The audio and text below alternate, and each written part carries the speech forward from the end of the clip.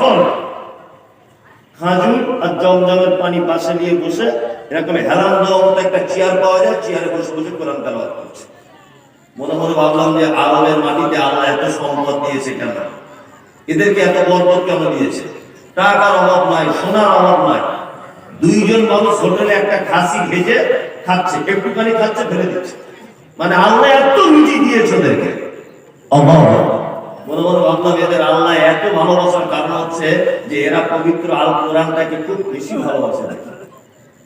পার্কে ঘুরতে গেছি, পার্কে, আলোর পার্কে, পার্কের ভিতরে লোক কি করে? প্রেম করতে যায়, আমাদের সব গলা ধরে বসে থাকে, এক অপরকে জড়িয়ে ধরে। আর আরবের মানুষ একা কেন, দুটো তিনটে করে স্ত্রী, স্ত্রী বসে আছে, বাচ্চা বসে আছে, স্বামী স্ত্রী প্রেম করে তো দূরের কথা, বসে বসে কোরআন তেলাওয়াত করছে। আল্লাহু আকবার, অবাক হয়ে যাচ্ছে। দুই, আল্লাহ ওদেরকে এত মাল দিয়েছে কেন?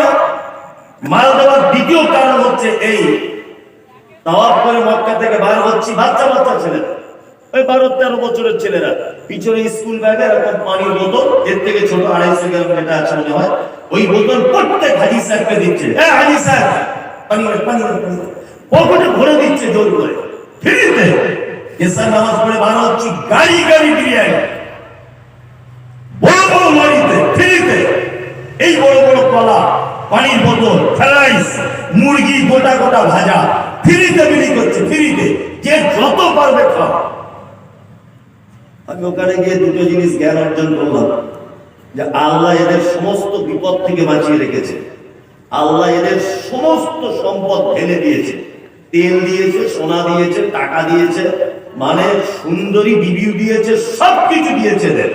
দুটি কারণ, তারা কোরআন তেলাওয়াত বুঝেছে।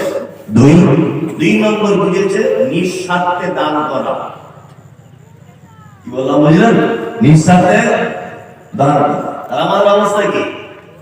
জলসায় 20,000 টাকা দিয়ে বারবার বলছে আমার নামটা বলুন, আর যদি ওর নাম বাদ চলে যায় তা আগামী বছর 1 টাকা দেবে না।